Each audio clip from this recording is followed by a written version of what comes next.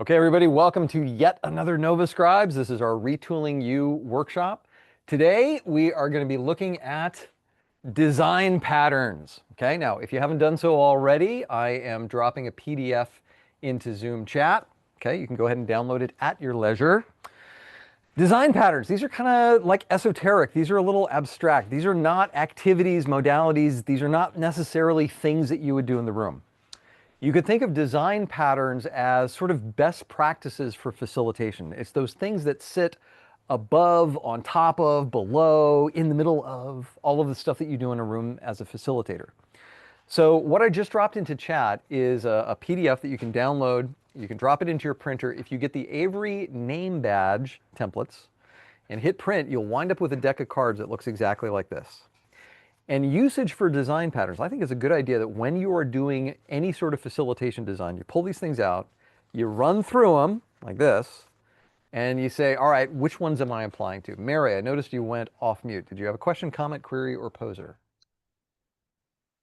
No, that's okay. All right, well, Mary just modeled good behavior. So if you do have a question, comment, query, poser, highlight, insight, or anything else you'd like to share, go ahead and go off mute. I'll see it. I'll call on you, and that's the way that you can participate to this. No problem, Mary. It's cool. You gave me a good chance to participate. All right, so let's dive into it without any further ado. So I've created a little bit of a mural board here. Let me share my screen just to make it a little bit easier to see. Okay. This is all of the design patterns that I dropped into your into that PDF. Okay. I'm not going to go through all of them, but here's what I thought we would do. I'll go over the ones that I think are most important, or the ones that I just happen to like. Okay, so I'll go over the ones that, I think you'll get some legs with. And then we can have some discussions around it. All right, so let's jump into the first one. So the first one is to create containers for conversations. All right, another way of looking at this is if you are instructing, if you are teaching, if you're training. This is sort of like being, using the Socratic method. So I think what good facilitation is that the facilitator will put a container out there for conversation. And a container is something like a model, a question, a topic of discussion. They might grab a flip chart and say, well, here's this thing called the disc, and here's the way that, different people are wired. What has been your experience with this kind of framework? They might sketch out a, I don't know, an economic model or something. Say, all right, well, how have you seen this show up in your work? But they use these frameworks, these models, these questions, these discussions as containers for participants to then load with their stuff, which is to say their ideas, their emotions, and most importantly, their experiences. This is different than the way that we teach kids. This is for adult learning, okay? When we train adults, the problem is, and actually kind of the nice thing about it is, people come in already having a pretty good frame of reference for what we're talking about.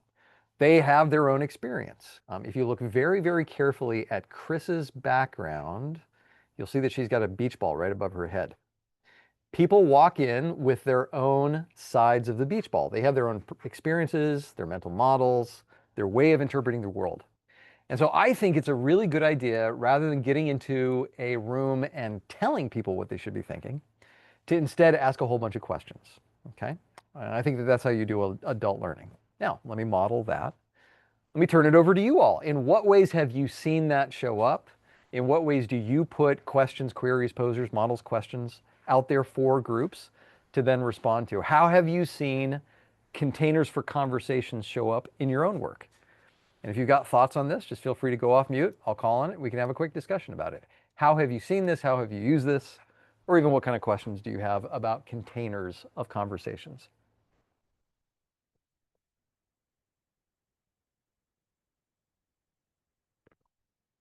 Okay, that was called the one sip pause. Those of you that worked with me before have seen the one sip pause. The one sip pause goes, the way it is that I ask a question, and then I take a sip of my favorite beverage, and if nobody replies, I can take that as, yeah, we're good. That's about as long as it takes somebody to find their way off the mute button and formulate a question. Cool, so we're good on that one. Let's go ahead and move on. All right. Let's do another one. Let's see. Don't be a bottleneck. This is a good one. All right. Sometimes when we're facilitating, we find ourselves in the unenviable position of being the scribe for a lot of ideas that are coming at ourselves very, very quickly. So they're doing brainstorming. They're like, what if we do this? What if we do this? And we're jamming as fast as we can on a flip chart or on sticky notes. And you're like, you're trying to keep up as quickly as you possibly can. And you're like, oh my gosh, I wish these people would slow down. That should be a check engine light for you. If you are feeling time pressure to keep up with the group, take that energy and shift it right back onto the group. And here's how you do it. You say, hey, can I get a little bit of help? Can I get a couple of volunteer scribes to help me take some of these amazing ideas down as notes? So during the brainstorming, have participants write down their ideas. I like to say, write it out or it doesn't count. Linda Bill's actually got a better way of saying it. What's his thing? I can't remember it right now. Do you know it? It's like, Oh, if you're not inking, you're not thinking, something like oh, that, right? yeah, something like that. Yeah. One idea per sticky note. I mean, this is where that all comes from, right? Yeah.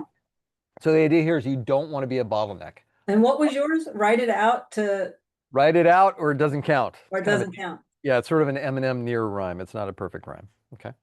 Um, Now, here's another, there's a caveat to this, of course. Sometimes you do want to be a bottleneck. Sometimes you really do want to slow down the process. And that is, I think, not so much if you're doing brainstorming, but if you are really, really slowing down and you want people to really concentrate on every idea. This may be right before a critical vote or a poll or a critical decision where it's like, okay, here are our top 10 options for our strategic initiatives. In just a minute, I'm going to ask you to vote on the ones that we're actually going to go off and do. And so in that case, you do want to bottleneck the process. So it's kind of up to you to decide, all right, is this something where we're just jamming on ideas and we get as much up there as possible? Or do we really have to slow things down and make sure that all eyes are on all ideas? Okay. So another design pattern, don't be a bottleneck. Questions, queries, posers, comments, highlights, insights, anything that you've got for me about that one? Okay, let's keep rolling. On the topic of adult learning, let's see, there's one I'm looking for. Here we are, experiential learning. Start with concrete experience and then move to abstract principles, okay? So we're gonna give people something that's concrete, and then we'll have them abstract from that the principles that go into it. Now, this is the opposite way that we actually teach kids. If you think about the way that we do, I don't know, algebra or something like that, we'll say, okay, here's the way to do, parentheses in algebra. It's been a long time since I've been in algebra. Do you do that? Maybe it's arithmetic. I don't know. Here's what parentheses are. And then you give kids like problems to solve. Okay. Then you say, all right, now go off and apply this thing. Um, Adults actually learn a little bit differently because we're a little bit more baked. We have our experiences. We have our sides of the beach ball. And so, rather than saying something like, let me give you a real kind of an easy example. Um, if I wanted a group that was focused on their own future success, it would be a mistake to say something like, okay, tell me what's going to make you successful in 5 years. Okay. That's kind of a big leap. That's pretty abstract to do something like that. We're going to make that way more concrete. Here's how we're going to do it. I have here a trophy and you just won it. Congratulations. You won it because you were wildly successful in everything that you were about to plan for. You achieved every metric, you achieved every KPI, you met every strategic initiative, you overcame every challenge. Have a quick discussion with the person sitting next to you. What did you do in order to achieve that trophy? What did you do in order to win the trophy? Okay. So again, the idea here is that you give people a concrete experience and then you abstract out to the principles that you're trying to teach. Okay. You can take a look at some of the case studies. Like, by the way, here's a few ways you can do that. Case studies are a great way. If you really want to reinforce some learning in some way, giving them some sort of experiential tabletop exercise is another way that you can do that. And the way that those both work is on the same principle. You give people a concrete experience and then you have them abstract out. You go to the balcony, you say, okay, what did you learn here? All right. Questions, queries, comments, highlights, insights about this one before we move on. Linda, what do you got? And then Kent. Working with you on the project that I finished it. I know it's still going. Mhm. This is exactly what you did. And it Yeah, worked well, as we were working with those focus groups. I'm glad you dug it. What did Did. you like about it?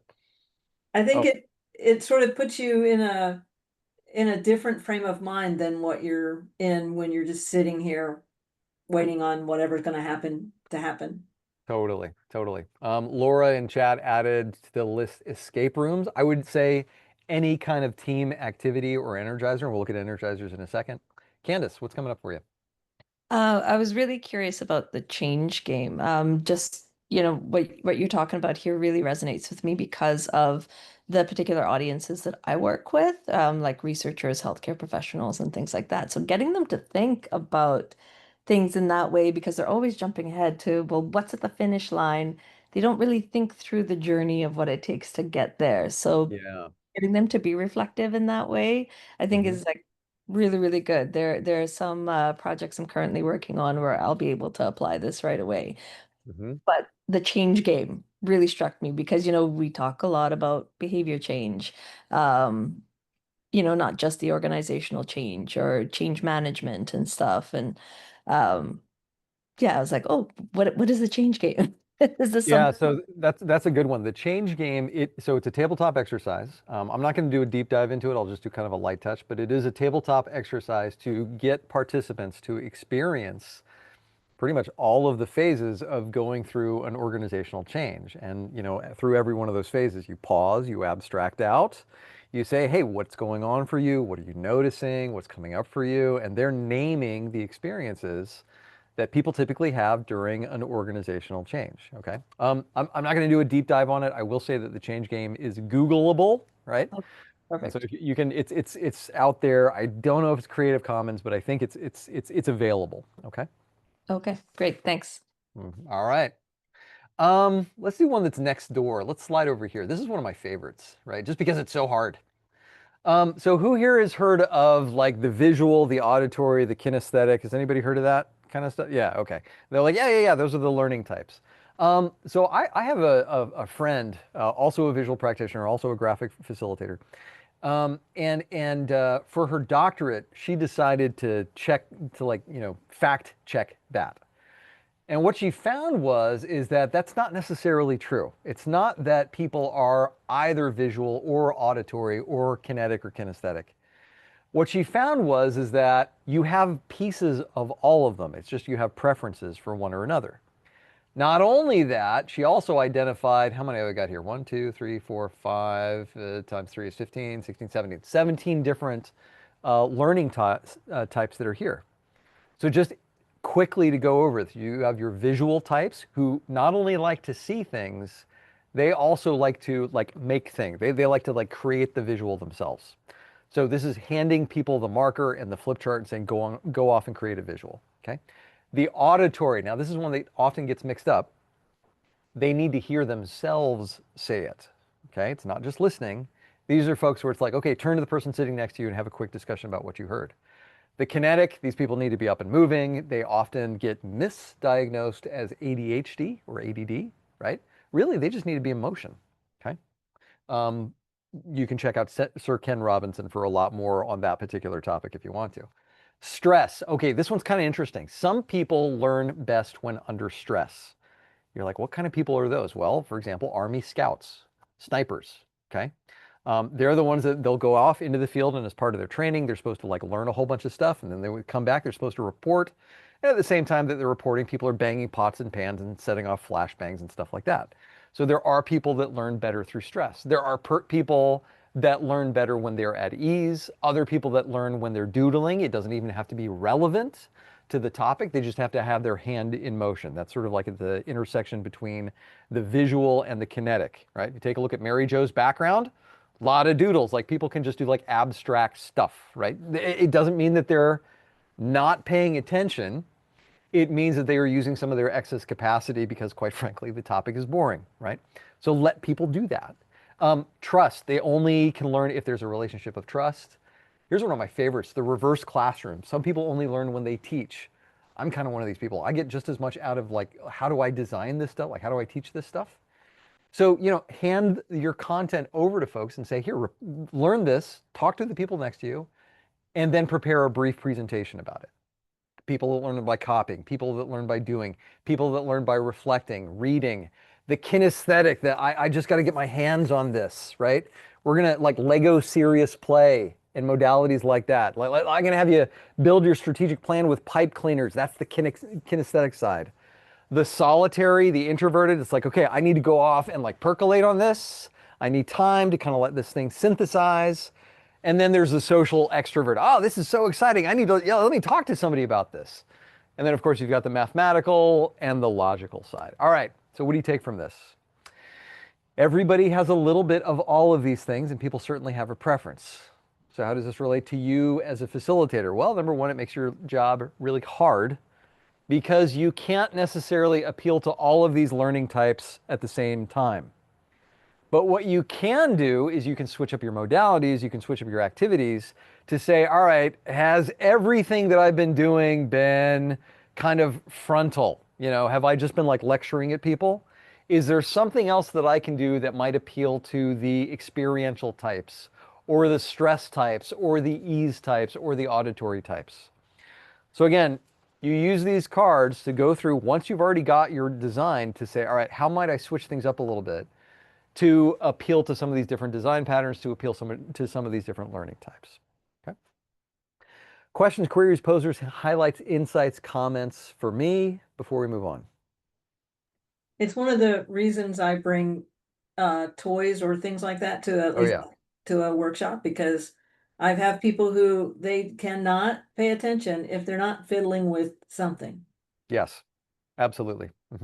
What are your favorite toys, Linda? Uh, I like pipe cleaners. I love pipe cleaners. I was just going to say It's that. it's so They're so great. easy. You can take Mhm. them anywhere. It's, they fit nicely. And what's always fun is when I leave the workshop, I never know what somebody's gonna have made me. Yeah, it's like an art installation. Like I went to the like one guy had like built like a town, you know. Yeah, Like I he had had like, you somebody, know. yeah. I have these little Gumby characters, Okay. and so they dress them up in pipe cleaners of all sorts. Amazing. You know, actually, this is a good point. If you don't bring toys, people will make their own toys, and they'll usually do it by tearing apart your pens and markers and whatever else that you give them. You know, I had to learn that the hard way. It's like, why are people like destroying my stuff? Oh, I'm not giving them things to play with. All right, cool. Let's do another one. Let's talk about the room. This is one that doesn't get a whole lot of love, but I think it's critically important. Okay. So the room, the space that we're in.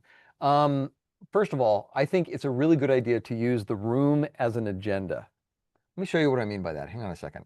Let's see if I can pull this up. Okay, here we go. Yeah, I want to show you an example of the room as the agenda. It's loading.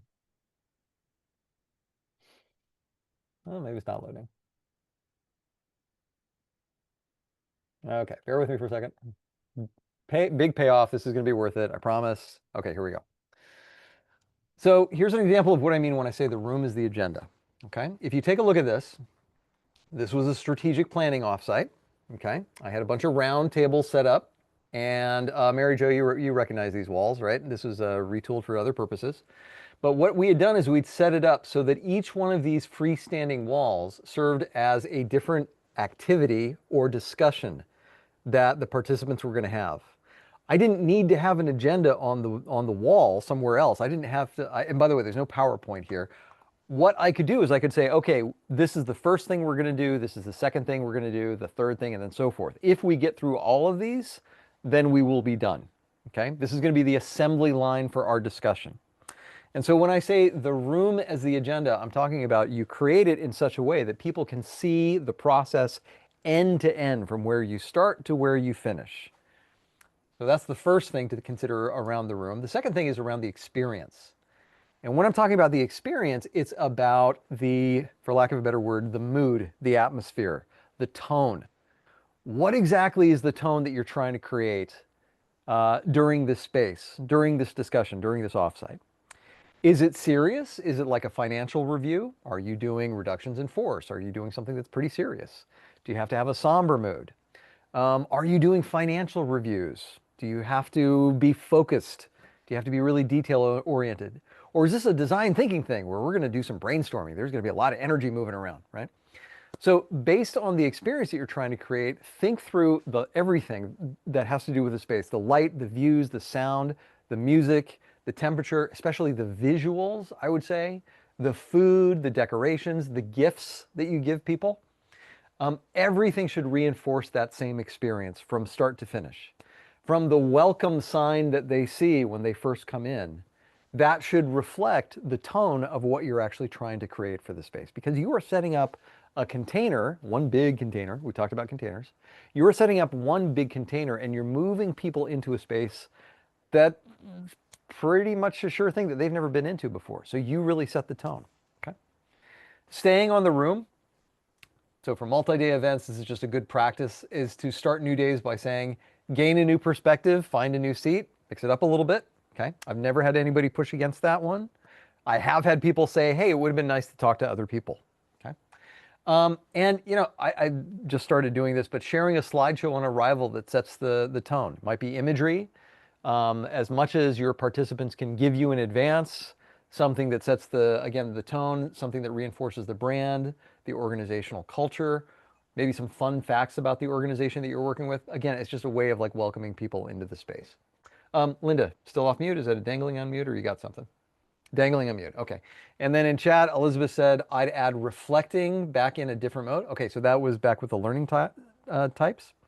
I'd add reflecting back in as a different mode. If you had people read a handout, a visual, have someone else summarize it aloud, auditory. Thank you very much for sharing that one. So that's thinking about the room. Let me zoom out on this one a little bit. Questions, queries, comments, highlights, insights about the room before I move on. All right, let's zoom out a little bit. Maybe at this point, you've had a chance to take a look at that PDF that I sent. Maybe not. That's perfectly okay. And maybe if you did take a look at it, you had something you're like, ooh, this is kind of interesting, and I've got a question about that. You go ahead and scan through, and if there's something that you'd like me to hit, by all means, let me know. In the meantime, I'm going to go to this one. This is permanence of ideas. All right, this one's like critically important. Words are fleeting, ideas are forgotten, memories are just not great. If someone proposes an idea, you write it down. So I had, this is no kidding, I had a client who said, yeah, we don't like sticky notes. I'm like, okay, that's kind of interesting. Tell me why you don't like sticky notes. Well, we've tried it before and they didn't work. I'm like, okay, tell me about why sticky notes didn't work. That's a really interesting thing to say. Well, we ended up just generating a whole lot of ideas and then we didn't do anything with them. And that was the sticky notes fault. And I'm like, okay, it probably wasn't the sticky notes fault, but I can see how you'd get there. I think what you did is you did a whole lot of brainstorming and not a whole lot of refining. You opened, but you didn't close, right? Where am I going with this? The reason that facilitators can sometimes get a bad rap for the post-it notes, the sticky notes, the tabletop templates, the flip charts, the big butcher paper, and all of that stuff is because of this concept of permanence of ideas. Somebody says something, you write it down. And why do we do that? We do that in order to make this idea concrete. If you don't write it down, somebody says something else, that idea is gone. It's just floated away and it's not coming back. It's effervescent. So written ideas are much more concrete. They become easier to conceptualize. Somebody says something, you write it down, and then you say, okay, let's figure out the pros and cons of this thing. And you blast it into pros and cons. Or let's say, all right, well, if we've decided to do this, let's plan out what that could be. So once you give something shape and form and permanence in the room, then you can start to play with it. Without that, it's just vapor. This is where we get the phrase, one idea per sticky note. If you've never heard that before, one idea per sticky note, well, you will. There's also one of my favorite websites. I'm not going to say the word, but it's facilitators say. If you haven't seen this website, you are missing out.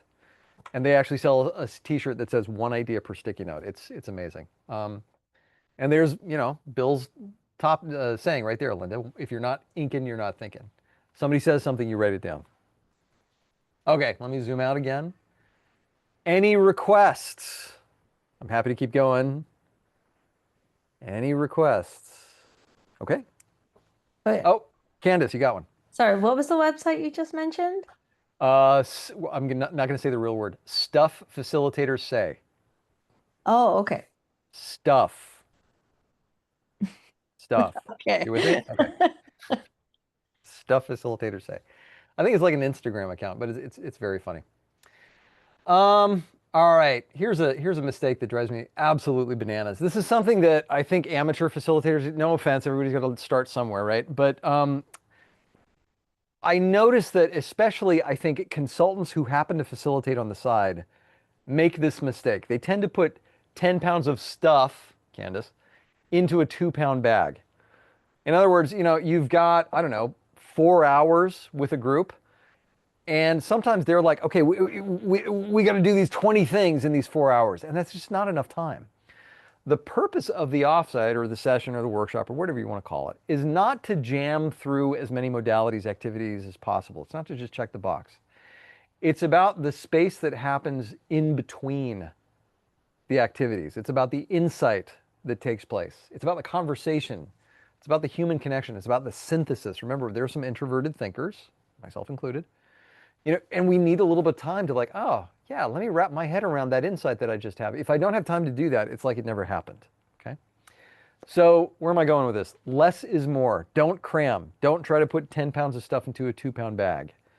Build in time for quiet reflection. I think a good sort of short of hand is to say at least 30 minutes for just about everything that you do in a large group. At least 30 minutes. Again, create a container for people to fill with their ideas, but you let it rest. You do the thing, whatever it is, you do the modality, the activity, and then you say, okay, let's talk about this for a second, either in the large group or the person sitting next to you at your tables, but give them time to really percolate on that, to synthesize it, to really like let that knowledge sink in, okay? I think it's also a good idea to build in a buffer. And so at the end of the day, something that can expand or contract to fill the space that's given, okay? If you're a little bit behind on time, this is something that can get a little bit shorter. If you're a little bit over on time, this can get a little bit longer. I don't know if I said that right. Maybe it's the other way around. But the idea there is that maybe it's just like a quick, table discussion, a journaling activity, a reflection, checkouts, whatever it is. Like you can say, all right, and we're going to do this in the next 30 minutes or so. But however much time you've got, that's the buffer that you fill in at the very end. Okay. All right. Less is more. Which is kind of ironic because I'm cramming as much stuff as I possibly can into this workshop. So do what I say, not what I do. Let's do another one. Hey, Brian, can you do the connectedness dictates structure one? Yes. Yeah, this one, okay. This is super geeky, which is why Linda asked for it, okay? But this one is super geeky. All right, so on the one hand, all right, first of all, McKinsey says you can put anything into a 2x2 box. So we've got a 2x2. We've got an XY here. Along the horizontal axis, you have the degree of familiarity or connectedness of the people who are in the room. So on the far left, you've got, like, for example, total strangers, people that just don't know each other. On the far right, you've got people who are very, very known to each other. Along the vertical axis, you have what we might call trust, or if that offends you, civility. How civil can we be? Okay. And then, so before I take a look at we look at the dynamics in terms of what this means, let's take a look at some of what falls into this. So on the upper right-hand corner, these are people that have high connectedness, high trust.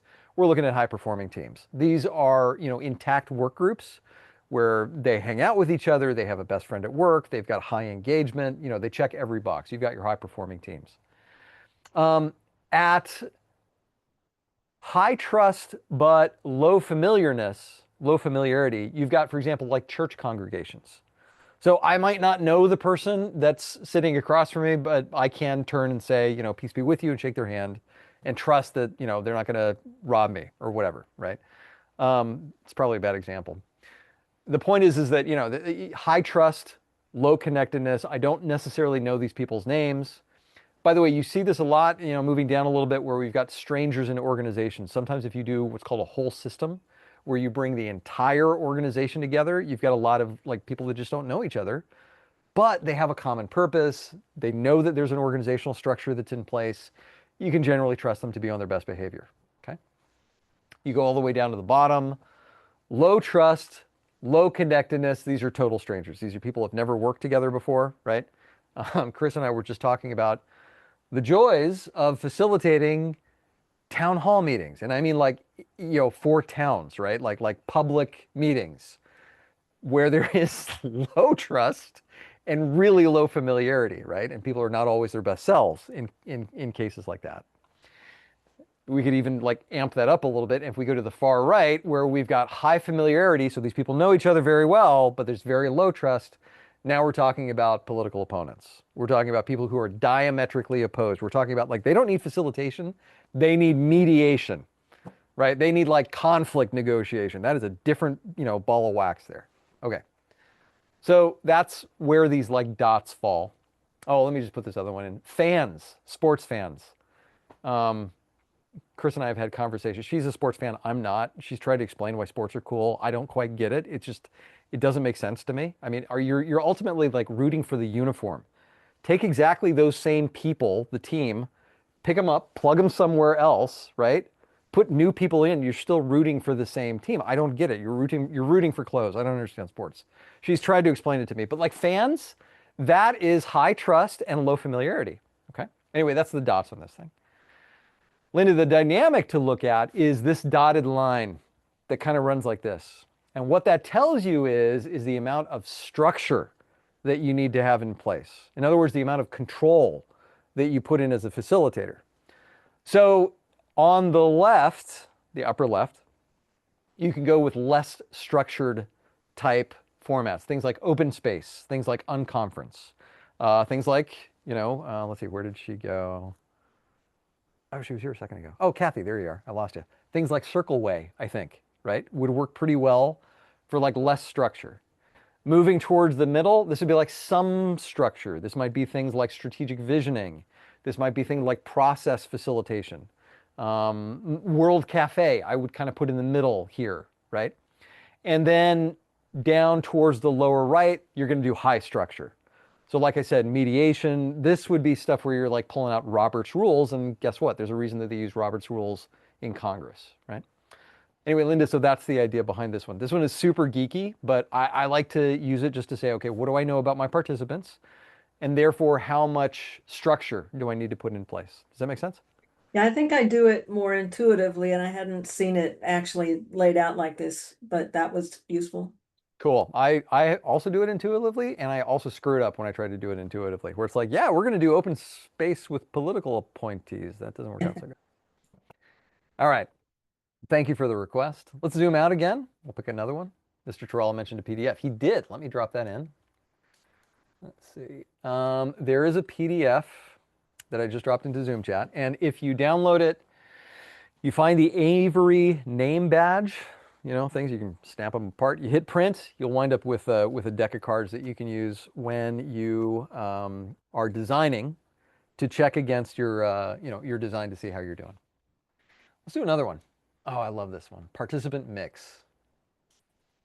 Again, design patterns are not one of those things that like are part of the agenda, but they absolutely influence the way that group dynamics work. So when I'm talking about participant mix, I'm talking about how are we putting people together?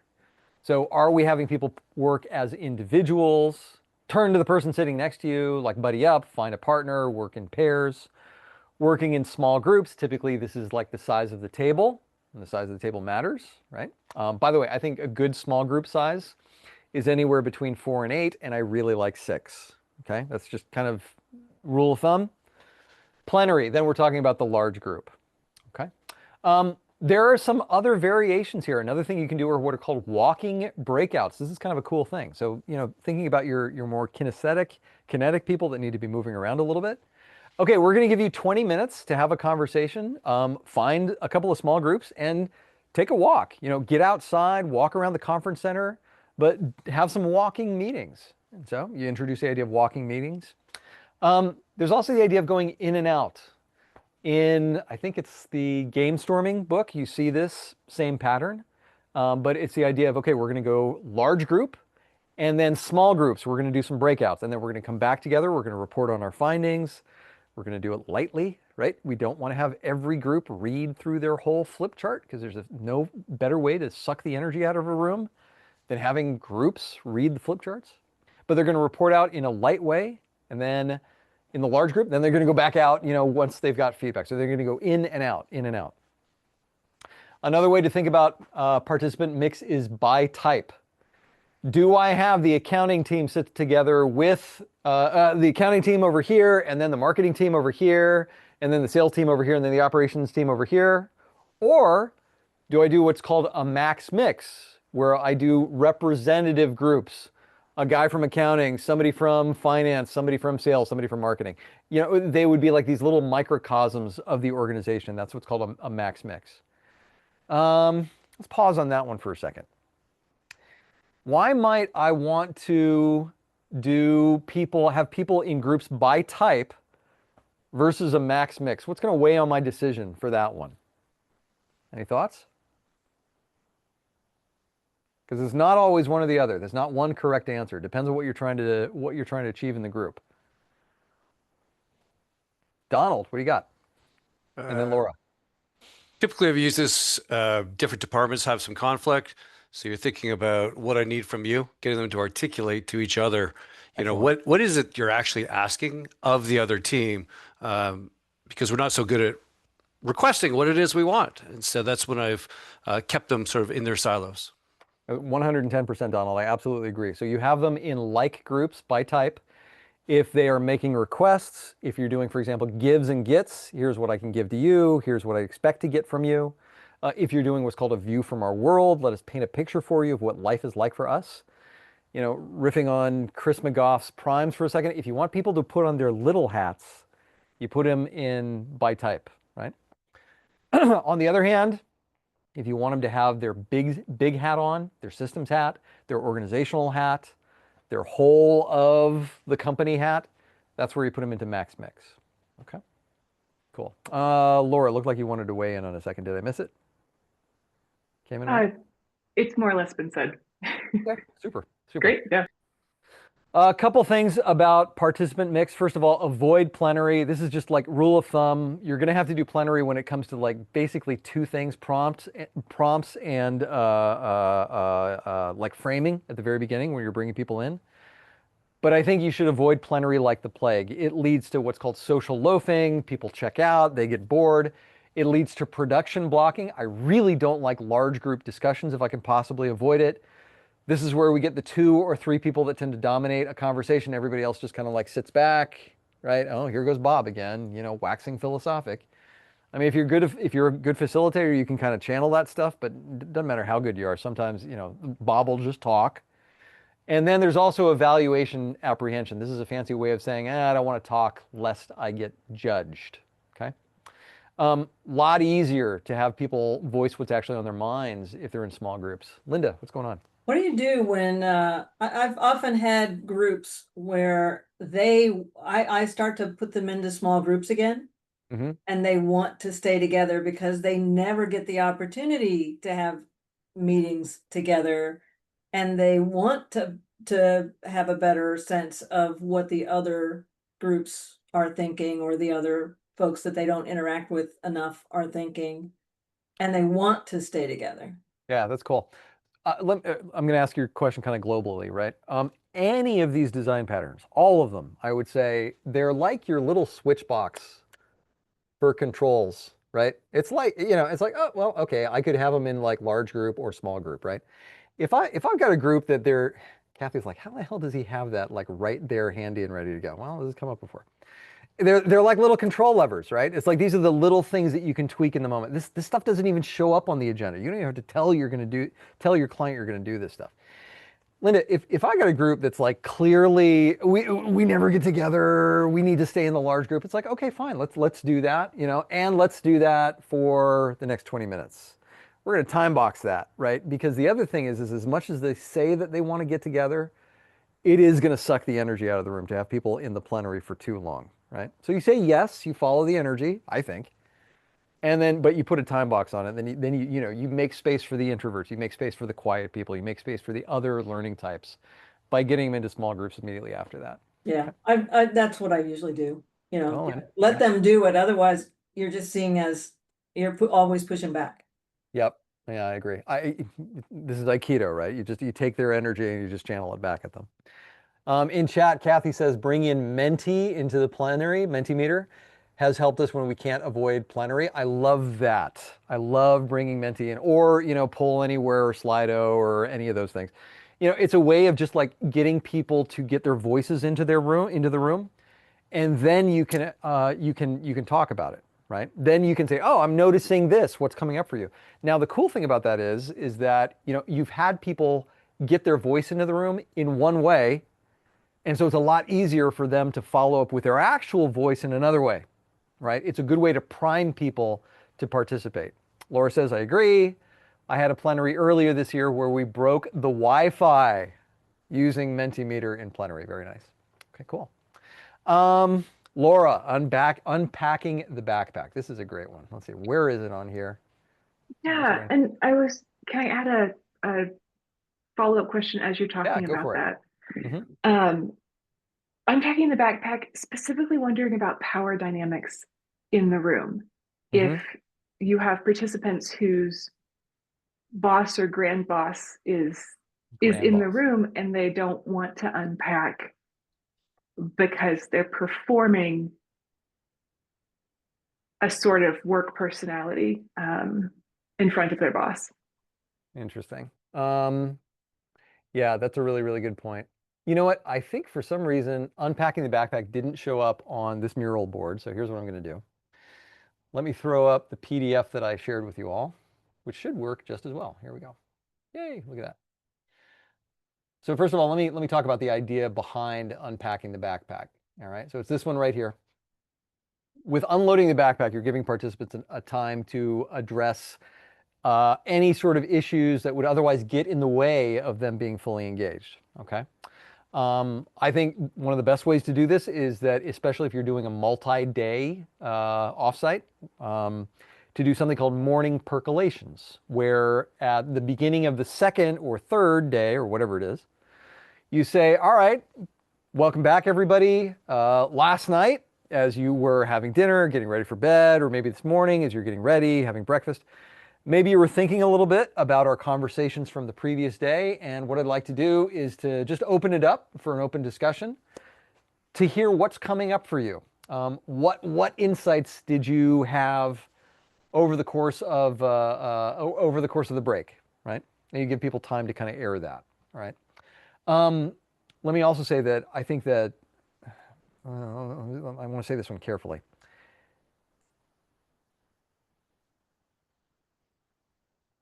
There have been occasions when my facilitations have gone completely off the rails, okay? I've gotten into the meeting and I realized that the meeting that I had planned and designed based on what the sponsor was telling me was not the meeting that was happening when I was actually there. And the only time that that has happened, if that happens, the only time that it has happened is when I have neglected, for whatever reason, to do interviews with a good sampling of the participants in advance, okay? Now, if I have done interviews, and typically I'll do either 10% or 10 people, whichever one is smaller, because that's a lot. If I do interviews, that never happens. I never get people going off the rails. And the reason for it is that during those interviews, I give people the chance to empty their emotional backpacks of whatever it is that's going on for them. Tell me what's coming up for you. What could get in the way of us being successful as a group, right? What's working in this organization? What's not working on this organization? And these are very open questions. These are non-leading questions.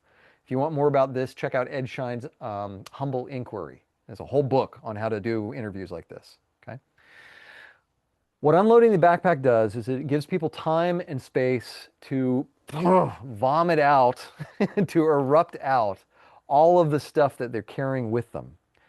Because I think sometimes we are too successful as facilitators and we create too much safety. And people mistakenly think that the space that we have created is therapy.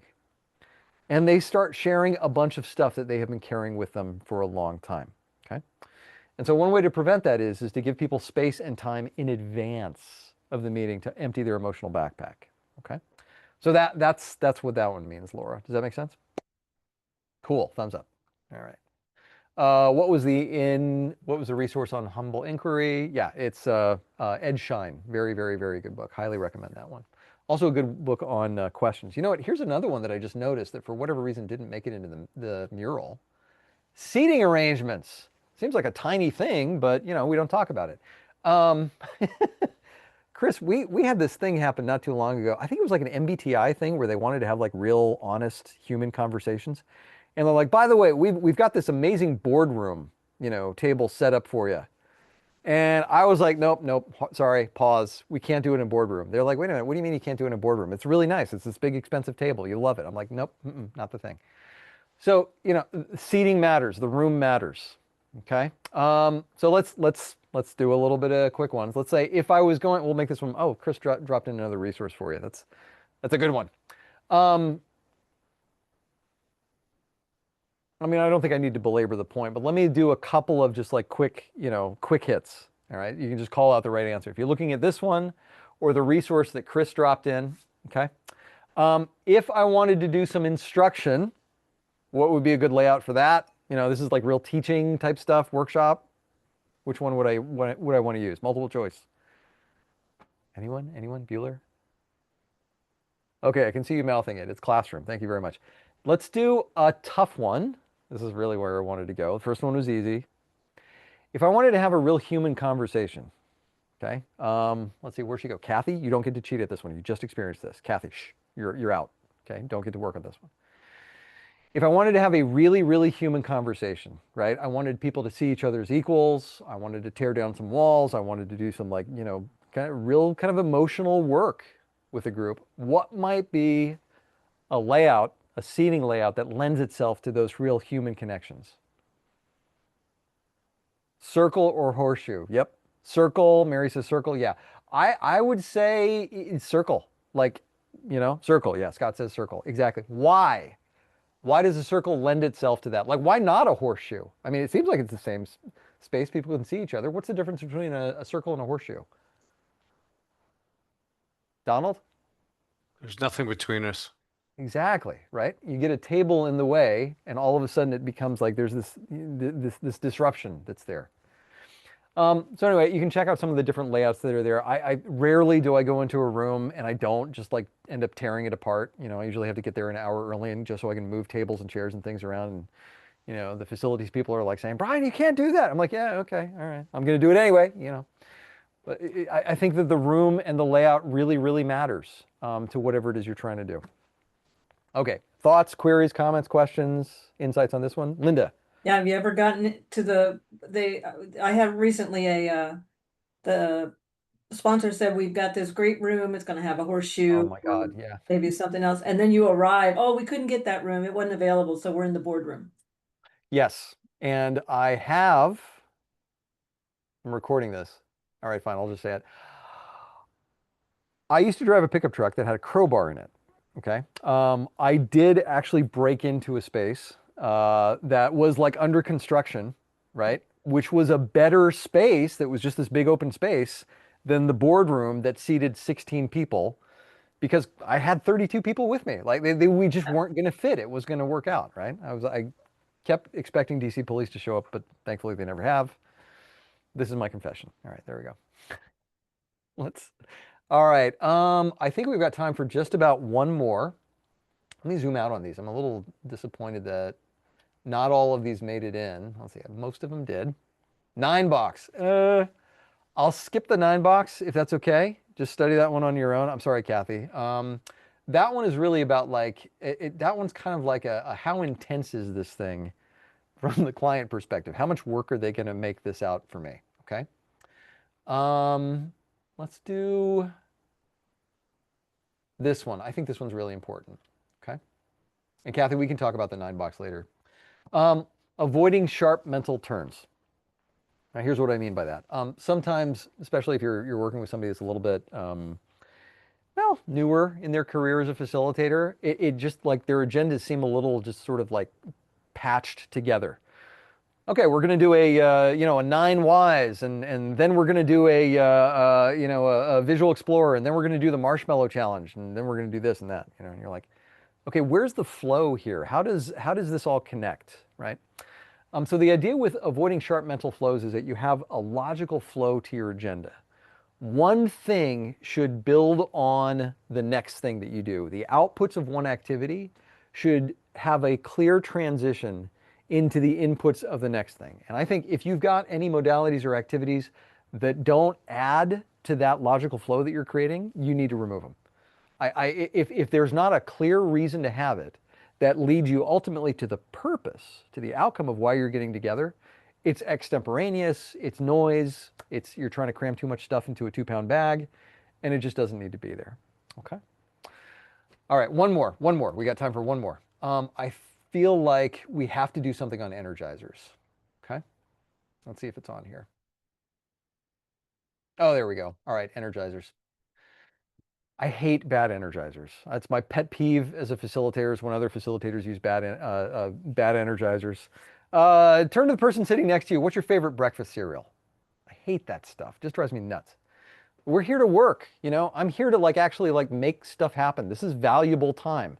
There's 30 of us together. Let's do the math on our salaries, right? How much is this costing for us to be here?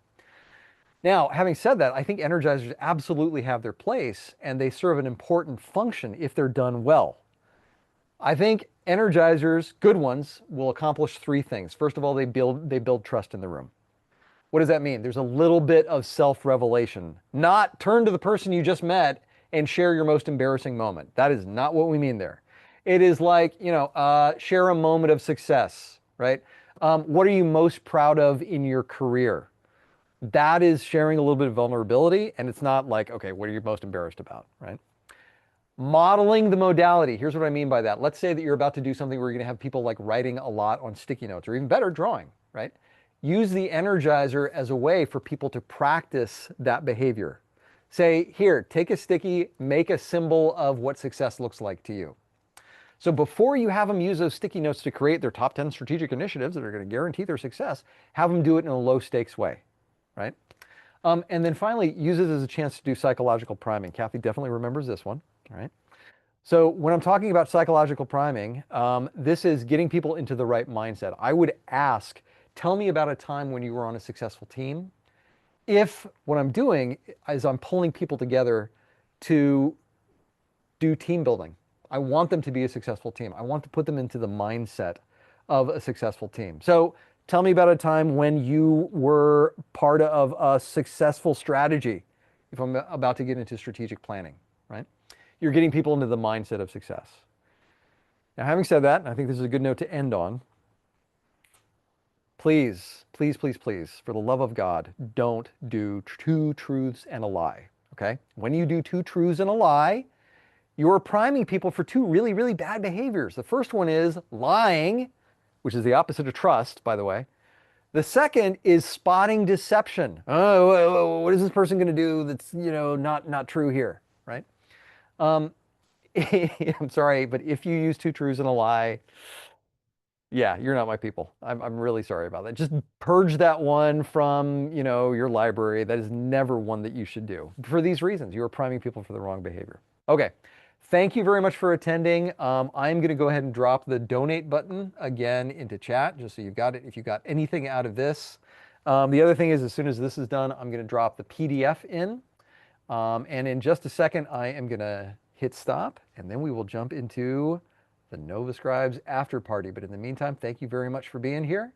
It's been fun, and next time, my place.